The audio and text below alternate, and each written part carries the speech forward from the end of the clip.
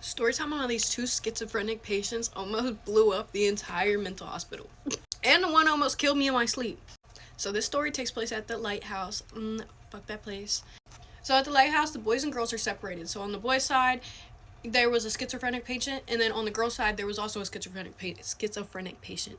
And I don't have nothing against people that see shit, okay? But for some reason, they always have something against me. I don't know. So these two incidents take place like a couple days apart. So we're gonna start with the first one. So the first one happened in the cafeteria. So the schizophrenic boy, he was obsessed with the devil. Both of them were, actually, in their own different ways. And it was weird in two different ways. You understand?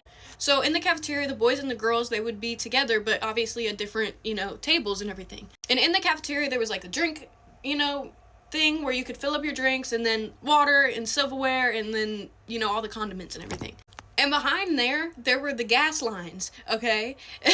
Now, somehow this boy got a hold of a lighter, or snuck one in, not sure how, but he was concealing it the whole time. And probably 15 minutes prior to this, he is saying all type of satanic, like, ritual sounding phrases.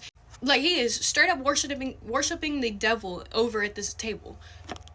And he's being loud enough to where everybody can hear him, So it was kind of getting concerning for everybody. And we kept telling the staff, like, please get him out of here. Like, he is going to go psychotic. Like, he's gonna go fucking off the rails on one of us.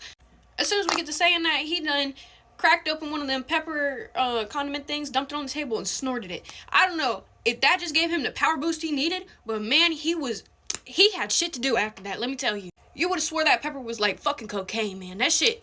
Something snapped in his mind. He was like, fuck it, I want to go rip these gas lines out of the wall and then light this lighter. He gets to standing up. He walked over to the gas lines. He pulled this lighter out of his pocket. Thank God somebody, like one of the staff members was watching him. As soon as he pulled this lighter out of his pocket and grabbed the gas line, everybody just come tackling him down. And now we're all in shock because we're like, damn, he could have just blown up this whole thing. Like, we would have all just been dead, This other girl, she see what he doing. She's trying to go over and help him. So this schizophrenic girl, she gets up, walks over, and starts beating on all of the, what are they called? The staff members, I guess. We're going to call them that, staff members. So now it's like 3 staff members against 2 schizophrenic patients. So, of course, they radio for backup, and everybody come rushing in. They get the situation, under control. A few days later, I'm talking about the situation to the few of the girls. And the schizophrenic girl, she got put in the rubber room, So she wasn't really in the unit.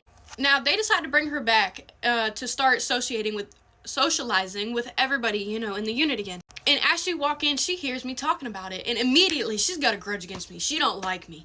I'm talking about she's walking behind me and she's cursing me out. She's saying that God needs to save me because the devil is on me and I'm the devil himself. Like, I'm bamboozled. Like, I'm like, damn, okay. I get to asking her, like, what her issue is with me. Like, are you good? Like, what's wrong? She gonna tell me the only way for me to be free is for her to kill me. What? That shit had me speechless. I'm like, okay, cool. I'm not gonna put nothing against a schizophrenic person, okay? So what do? I shut the fuck up, bitch. Yeah. So it gets to about like 7:30 and we're getting ready for bed and everything. And they get to deciding that they want to change her room. And they want to put her in my room because it is closest to the front desk so somebody can sit outside of her room all night. I'm like, damn. Like, my luck. So I'm like, look, if you could put her in my room, don't put her bed next to mine. Like, I'm not sleeping next to this bitch. To be honest, I don't even want to sleep in this room. And I was giving them shit about even putting me in this room with her. But, they were like, let's just see how the night goes. We'll see how it is. And, if there's an issue, we'll move the room. And I'm already telling them that she thinks I'm the devil himself. Like, she doesn't know whether to worship me or fucking send me off to hell. So I'm like, whatever. Like, I feel comfortable that, one of the staff was sitting outside. She was one of the bigger ladies. So I'm like, nothing gonna happen to me. I'm good. So I get to rolling over. I'm facing the wall. My bed's against the wall. So I'm, looking at the wall. I'm trying to go to sleep. I'm sitting there, my eyes are closed, and I feel this, like, gust of wind, just like this, right? I turn my head, I look up, tell me why this bitch got my fucking sandals. She's trying to beat the shit out of me with my fucking shoes, my own shoes. Thank God that staff member was sitting right by the door. Like, the door was right here, and my bed was right here. So she was able to, like, come and grab her hand as she was coming down. So all I felt was the gust of wind, And let me tell you, if that shit would have connected, shit.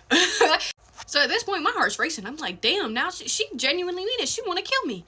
They finally get, the shoes out of her hand, and she's sitting there yelling that she doesn't want me in her room, and that, they need to get me out, and this, that, and the third. So they ended up taking her back to the rubber room. Tell me why this bitch took my slides. She took my fucking slides. And the next morning, I wake up pissed as fuck because I didn't have my slides. I mean, I got new ones, but that wasn't the point in the morning. You know what I'm saying?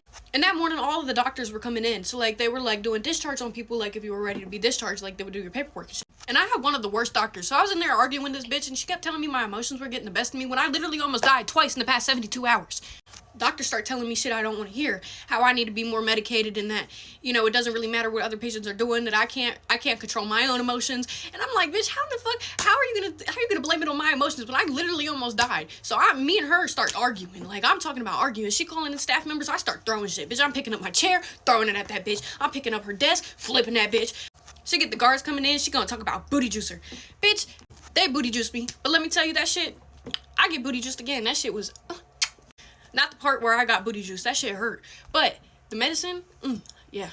I ended up having to stay like another week, I think, because of that whole situation. And they were even talking about sending me off to like long-term placement and shit. But somehow I got out of that. Don't know how, but thank you, Lord. And they kept her in the rubber room the rest of the time that I was there, at least. So I didn't have to see her again. And I don't know what happened to the dude, the other one, but hopefully he's good. Hopefully they're both thriving.